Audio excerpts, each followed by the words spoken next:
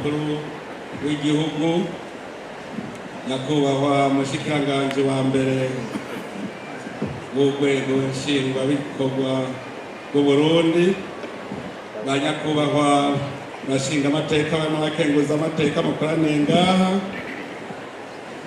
na nyakubahwa bungere ba Ekleziya Katolika y'i Burundi, muri kumwe n'abashitsi batugendeye baje bava mu bihugu bitandukanye, harimo na Kardinale yaje ava mu gihugu kibanyi cy'u Rwanda.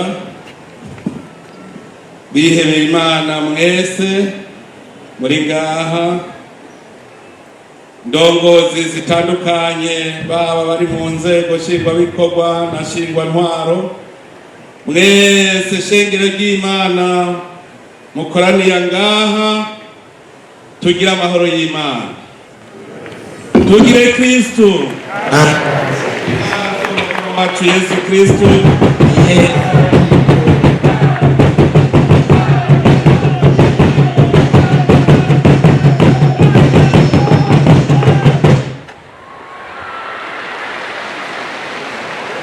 Koko Imana se umukama wacu Yesu Kristo nihezagirwe, yo yatugabiye Uburundi n'ibiringo byose, igashima kwiyerekanira ku buryo budasanzwe ku musozi wa Mugera, kikaba ikibanza gihuza Imana n'Abarundi kuva kera na rindi. Bavukanye, igihe Abarundi biyegeranya nk'igihugu gikwiye kandi cikwije, Imana yashimye kubihishurira ku buryo budasanzwe iciye ku Barundi nyene.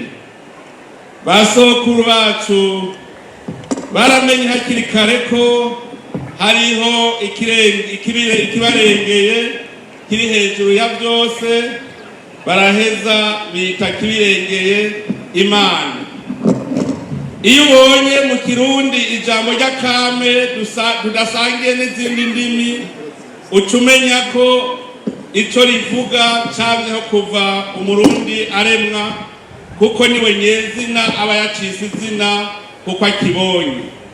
Imana rero ni Imana y'Abarundi, Imana yaduhaye ibakwe ryo kuyimenya, tugasanga ni ya Mana ya Aburahamu abamisiyonare baje batwigisha. N'ikimenyamenya mu Burundi kuva kera na rindi, abavyeyi mu guhoza abana bavuga bati, ihorere mwananje, Imana yakumpaye icompa tugahura, nofukama nkayisega ibibondo, nkayisasira ruvuzo, nkayorosa birenzi. Kandi bakongera ngo hora murima w'isangi dusangiye n'Imana. Ivyo nivyerekana neza yuko Abarundi bari bazi yuko Imana ariyo rurema. Ayo majambo atwereka ko Imana twasenga ariyo Mana ubu twigishwa, ariyo yigishijwe na missionare kuva mu 1898.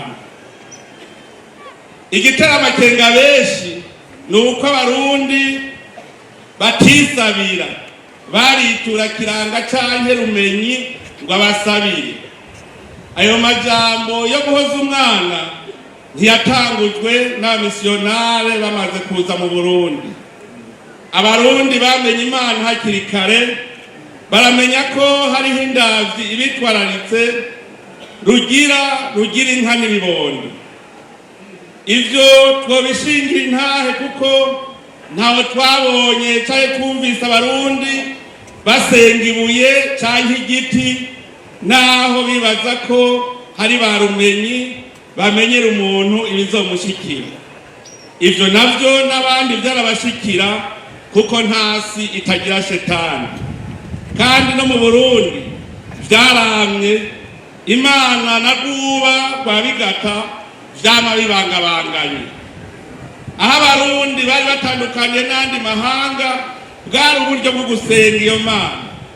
ariko naho nyene ico tuzi nuko bubaka ibitabo munsi y'umumanda canke y'umurinzi bagashikana amashikanwa. Ivyo rero ntawe bitaniye n'umugirwa wo kubaka uruhimbi no gutanga amashikanwa waranga abakera kuva kuri Abeli no kuri Aburahimu. Ariko ndatangarira Uburundi yo mbonye mu rurimi rw'ikirundi no mu migenzo ya bene Israeli hari vyinshi duhuriyeko, nk'ingene dukurikirana mu miryango ngo bene naka, tugasanga mu gihebereyi iryo jambo bene risigura co kimwe na bene mu kirundi, tugasanga imigenzo ya bene Israeli nko kugena samuragwa bakamuha icumu, kugandarira umugabo iminsi indwi biraduhuza.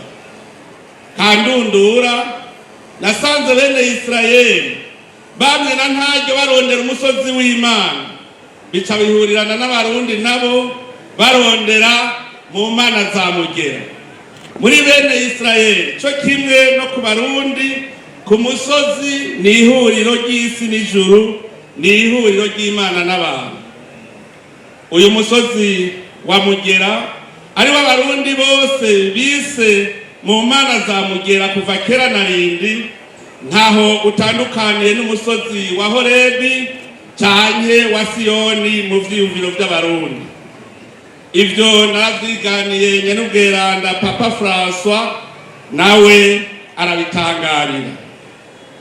Abarundi bamwe baza ku musozi wa mugera kuwambarizako Imana imyaka yose.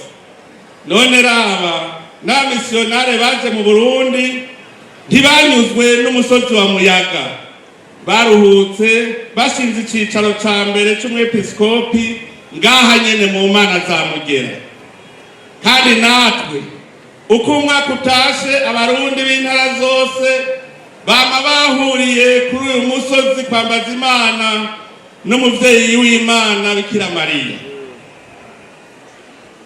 Haraciye rero imyaka 125 abarundi bamenyesheje inkuru nziza ya Yesu Kristo. Turaheza turamenya ko Imana ari umuryango w'ubutatu bweranda bugizwe na Data na Mwana na Mutima Mweranda. Kw'izina ry'abarundi bose no kw'izina ry'abagize urwego nshingwabikorwa na nshingwantwaro rwa leta, ndakeje abarundi bose, abakristu bose na cane cane Eklezia Katolika kuri iyi ntambwe idasanzwe tugezeko mu kwemera. Nivyo nababwiye ko ataho dutandukaniye na bene Israeli mu bijanye n'ubumwe n'Imana. Na twebwe kugira inkuru nziza Yesu Kristo yinjire vyarateye ukunana ko barundi, nka kumwe abayahudi banana mu kwakira ijambo rya Yesu Kristo. Kurya abategetsi bari base Yesu Kristo mu Buyuda gushika naho bamubamba, niko no mu Burundi abatware bagiye imbere mu kwiyamiriza abamisiyonare bazanye inkuru nziza. Nico catumye umutware Bikari wo mu Rumonge yiyamiriza abamisiyonare, mbere ababibonye batwiganira ko bishemwe abapatiri bera babiri, uwundi arakomereka. Baca bahunga basubira i Tanzania iyo bari baje bava mu 1879. Uwigisha ijambo ry'Imana ntiyigera ahesha, aremera akarizira. Abo bamisiyonari bananiwe mu Rumonge baciye bamenera imisugi hariya mu ntara ya Buyogoma, naho bahura n'umutware Muzazi yameza amagabo. Ariko kubera ingabo z'Abadagi zaciye zihaseruka, barashoboye gushinga paruwase ya mbere Imuyaga mu 1898.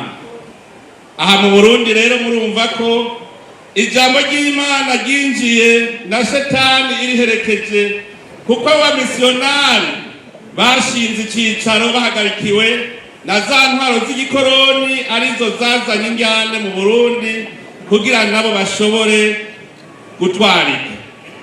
Ndetse nabo bamisiyonare nyene baje bameze amagabo, bazi ko abarundi batazi Imana, bazi ko baje guhangana n'ibirara.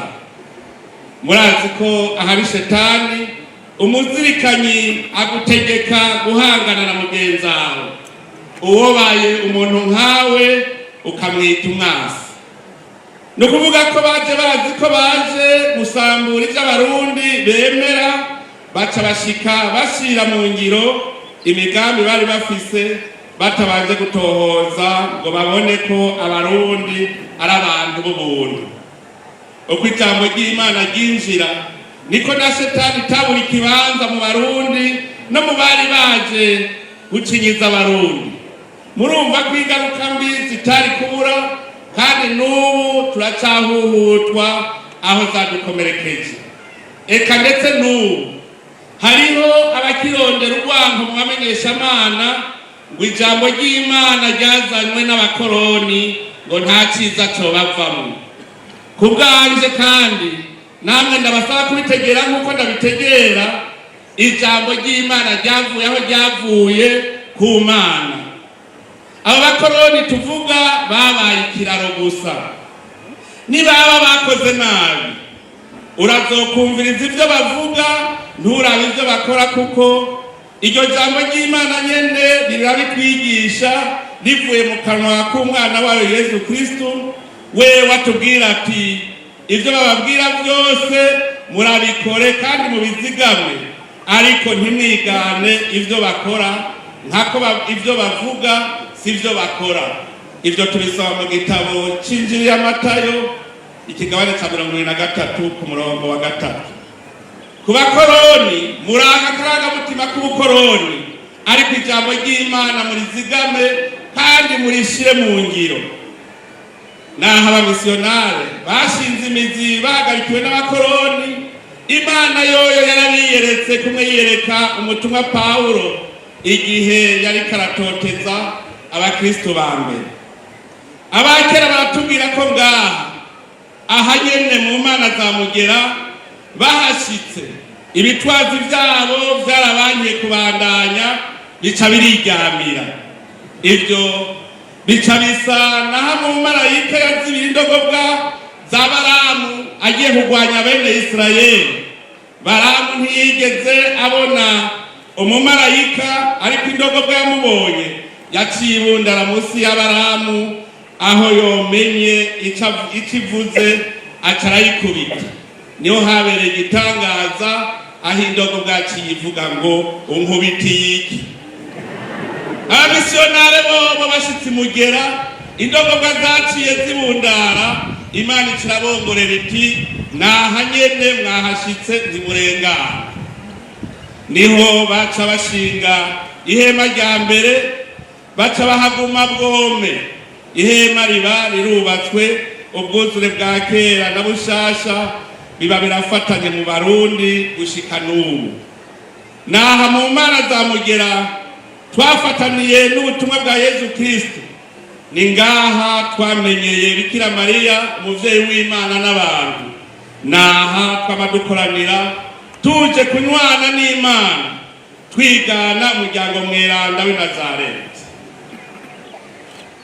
Bavukanye twebwe ngaha mu Burundi twagize amahirwe make, kuko abamisiyonari ubutegetsi bari bishimikije bwariko buracamwe imice abarundi, bica bituma mbere abarundi batari bake banka kubatizwa, abandi bavyemera kubera igitsure c'abategetsi b'intwaro ya gikoroni.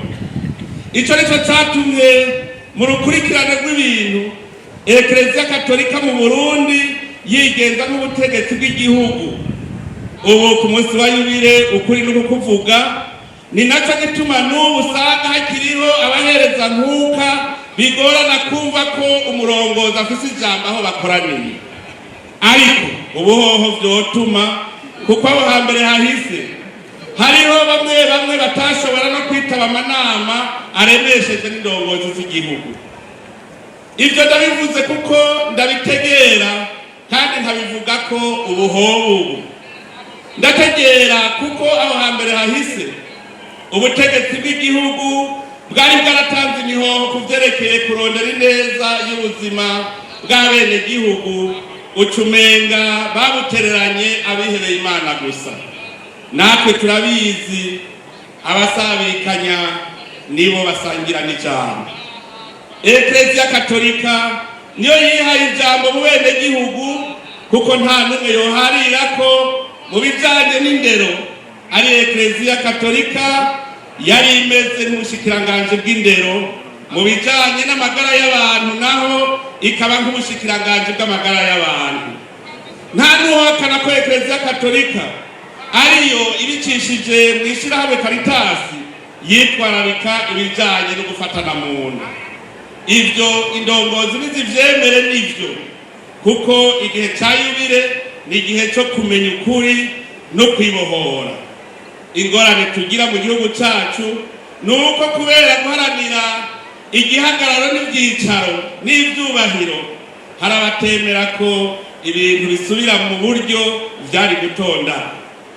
Twebwe turabitegera kandi kuko twaranabonye ko Eklezia Katolika kubera ukwitangira bene gihugu muri ako kahise, abasi b'Uburundi ntugandagura abarundi ntibacaguye, kuko uburi kumwe n'abene gihugu niwe yahagwa. Mbere n'abihebeye Imana barabajaniranije, kandi ayo macakubiri yari mu Burundi no muri Eklezia nyene hagati ntiyahageze umutwe. Mu bagirwa n'ivyaha by'ubwicanyi twaciyemo, n'abihebeye Imana baradoma ku rutoki mu ntaye zishingwa zo kumenya ukuri no kurekuriranira. Nico gituma namwe bihebeye Imana tubasaba ko mutotinya hageze ko ukuri kuja habona. Na kare handitswe ngo muzomenya ukuri maze uko kuri kuzobagira bidegembya. Tubisoma mu ijambo ry'Imana mu Injili ya Yohani ikigabane c'8 ku murongo wa 32. Iyo nzira twafashe yo kumenya ukuri niyituma uno munsi dutahurana, niyituma tuvuga ko ubu vyotuma. Erega vyotuma nyene, kuko turanezerewe no kubona Eklezia Katolika ishikanye imyaka 125, mu gihe mu mwaka uza naho izohimbaza imyaka 100 izobiheze ishinze ishuri rya mbere mu Burundi, seminari ntoyi ya Mugera. Turazirikana kandi ikiza Eklezia Katolika imariye Uburundi n'abarundi haba mu iterambere ry'ubutunzi n'imibano. Nico gituma umunsi nk'uwu ari wo kwerekana ko ako gahimbare tuninahaza Imana. Bose nibabimenye, iyo itaba Eklezia Katolika Uburundi ntibuba bugeze aho bugeze. Mbere n'indongozi nyinshi muzosanga zize mu mashuri y'abihebeye Imana Gatolika. Ariko uyu munsi nuduhe n'akaryo ko gushimira n'ayandi ma Eklezia y'abakristu, kuko n'abarundi bari barashwiragiye badashaka kumviriza abahereza nkuka, bararose abandi babaroba. Turazi amasengero y'abaprotestanti yashinze imizi kera, ndetse turazi twese ko mu bamaratiri b'Ubugande harimo abaprotestanti. Kanatsinda mu bihe tugezemo amadini yose y'abemera Imana mu Burundi arashize hamwe. Turazi ko dusangiye ugupfa no gukira imbere y'Imana. Twarabibonye ko uruje rurondera uwa Kristu rutaraba umuprotestanti cyangwa umugatolika. Ngaho iwacu twarabibonye ku ntwaro ya Repubulika ya kabiri, abamenyeshamana bose abanyamahanga baratotejwe kumwe, birukanirwa rimwe. Uruhombo twarose ico gihe barusangiye twese. Nico gituma kuri uyu munsi dushimira abamenyeshamana bose b'abarundi mu madini yose, kuko aribo batumwanisha n'Imana uko bukeye uko bwije.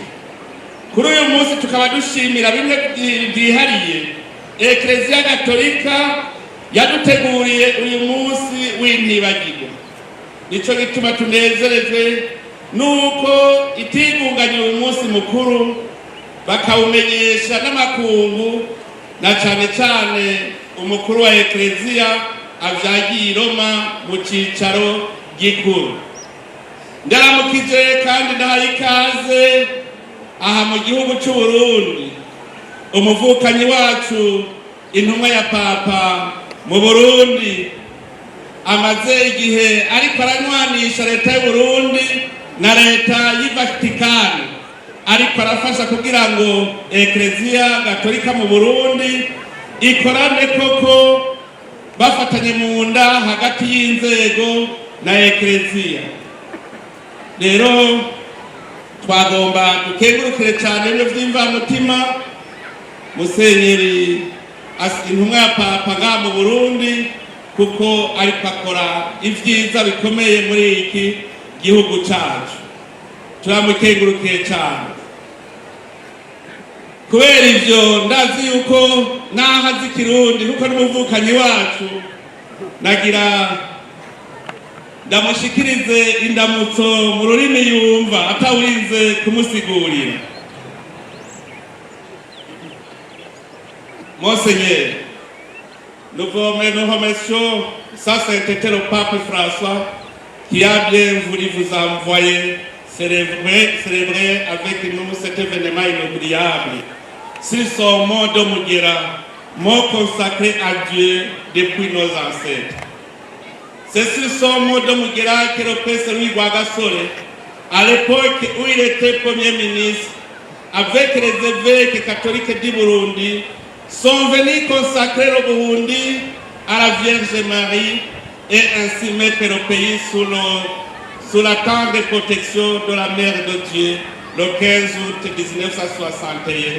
Nous fêtons aujourd'hui le 62e anniversaire de son grand jour. Nous saluons également l'apostolat de sa sainteté le pape François, son attachement envers l'église du Burundi et pour sa permission d'ériger une basilique sur son mont sacré de Mugera. Veuillez transmettre notre message de gratitude et de remerciement à sa sainteté le pape. Autant qu'il prie toujours pour nous, nous aussi, nous ne cessons pas de prier pour qu'il soit gardé en très bonne santé.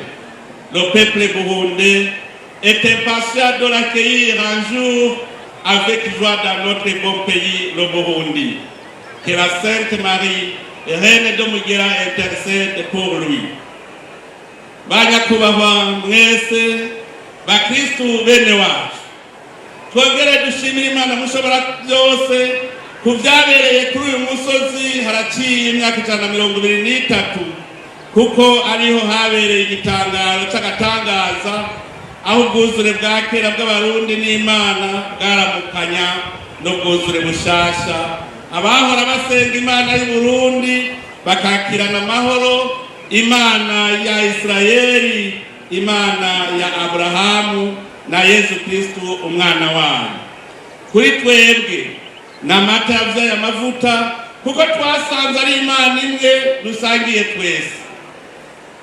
Turanezerewe cyane kuko uwo munsi ni ingoma y'umwami w'u Burundi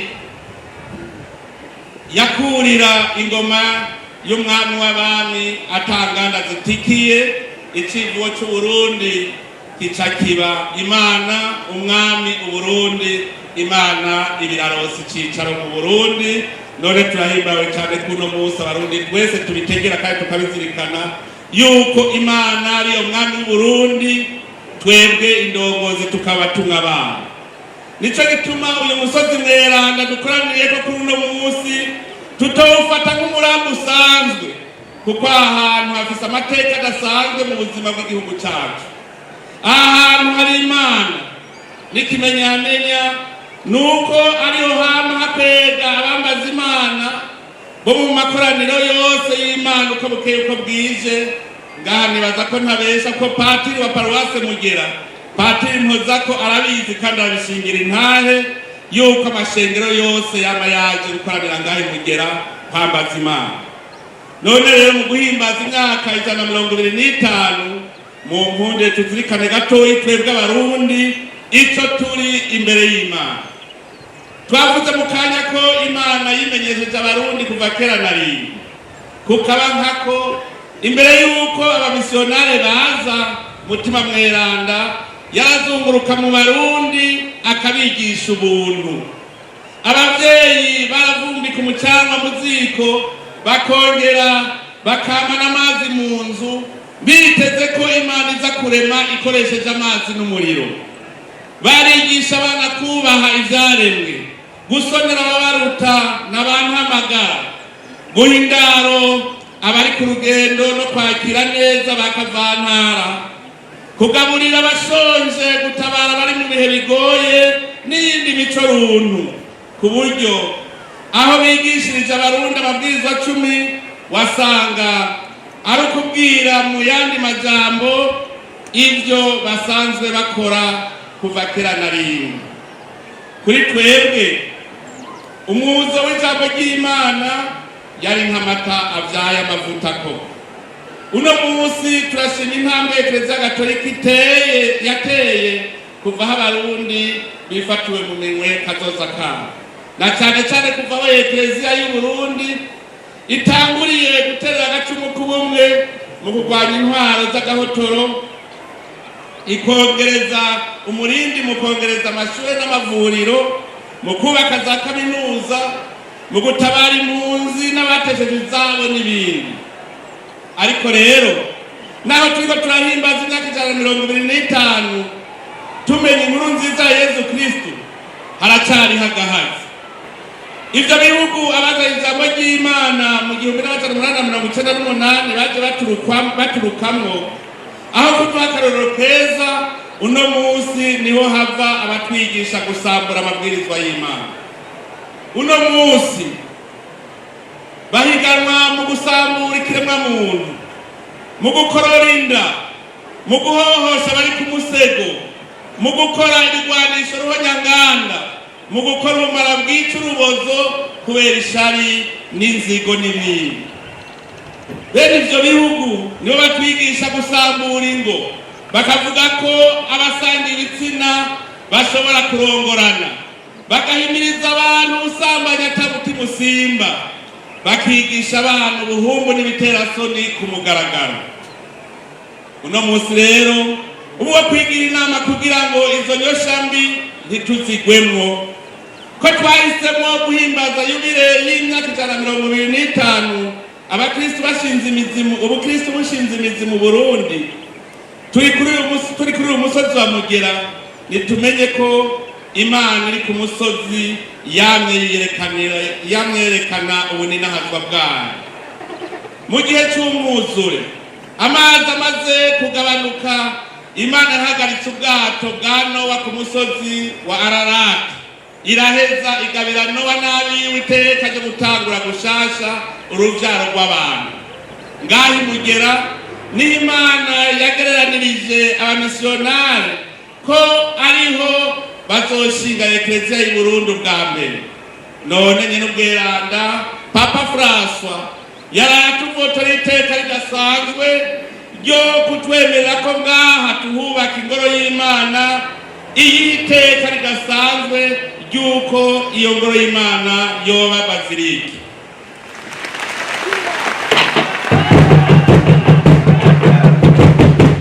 Mugera umusozi ufise insiguro ku Mana, kuko n'igihe umweranda Papa Yohani Paul wa kabiri yaza mu Burundi yarasabiye Burundi yihetse kuri Bikira Mariya umugabekazi w'Imugera. Uyu musozi ufise iteka ridasanzwe tugereranya n'umusozi wa Horebi.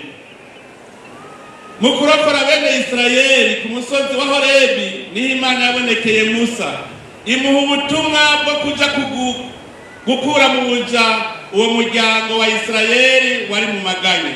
None natwe umuco wavuye Mugera utumenyesha icungurwa ryacu. Ku musozi noneho niho ubunenahaza bw'Imana bwamye bwiyerekanira.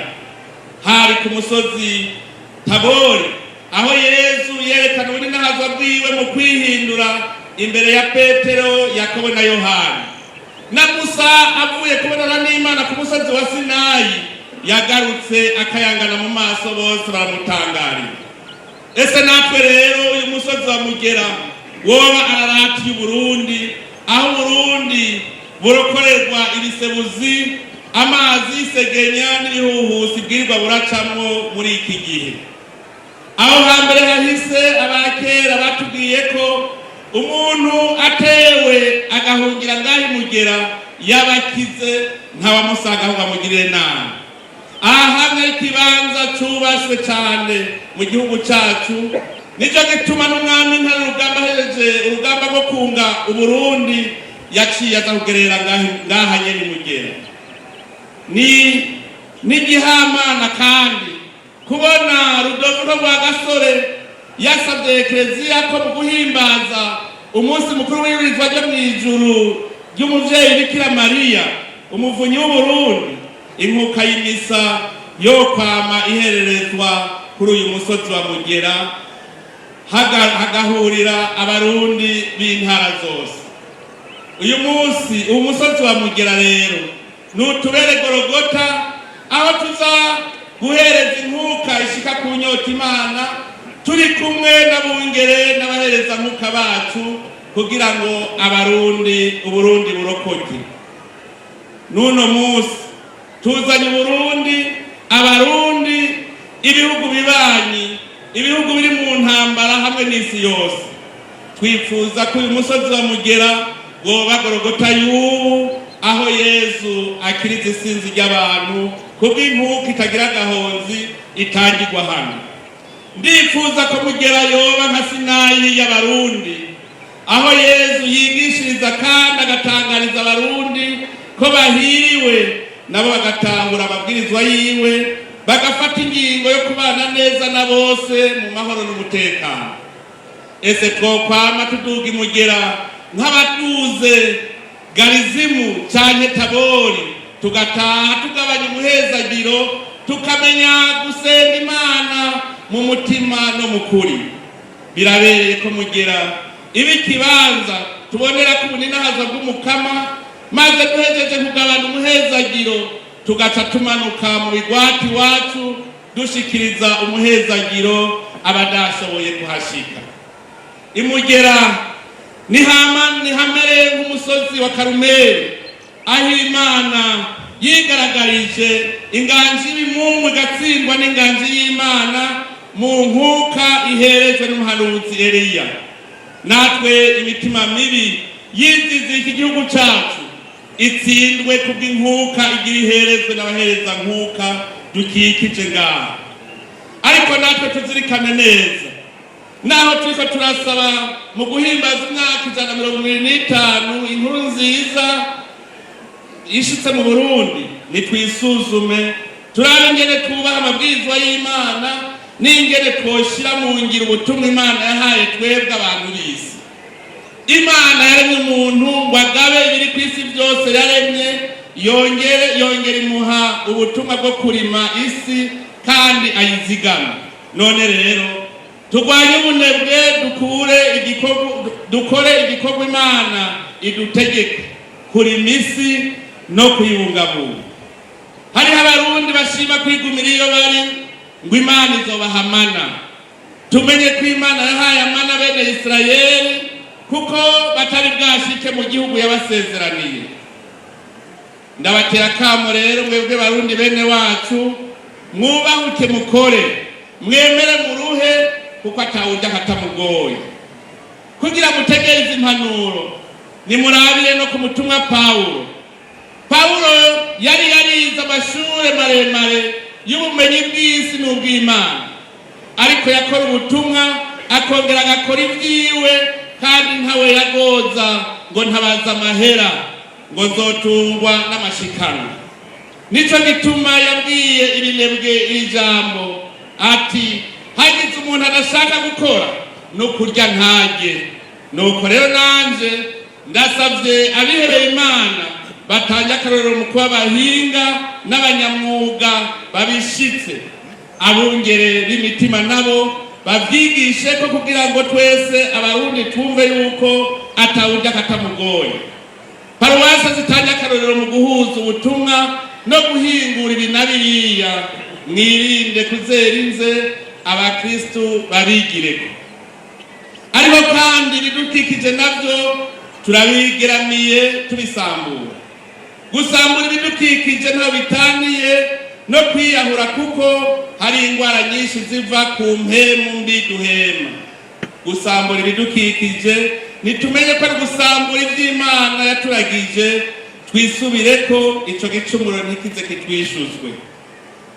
Bavukanyi mwese, ibisabisho twaje kuvuga hano Mugera s'amajambo, ni nyabuna impezwa y'imitwaro y'abarundi bose, hamwe n'ivyiza twakoreye igihugu umwe wese mu kazi yatoranijwe. Ibisabisho tuzanye ni kandi ingingo twigiriye yo guhindura ibintu aho dukorera, umutima wigaye kandi wiyemeje guhera ubu gukora ineza aho turi hose. Mu gusozera nagira ndangize nipfuriza abakristu bose yubile nziza yiyinjira mu Burundi bw'inkuru nziza y'urukiza. Abagatolika bose nabo ndabipfurize umunsi mukuru mwiza w'iyurizwa mu ijuru rya Bikira Mariya. Nsaba ko inyigisho zitangirwa hano zobera umwe wese impamba yitwaza mu rugendo tugiyemwo rwo gukora neza ku buryo budasanzwe, dukorera Uburundi, dukorera bene gihugu mu nzira y'Imana.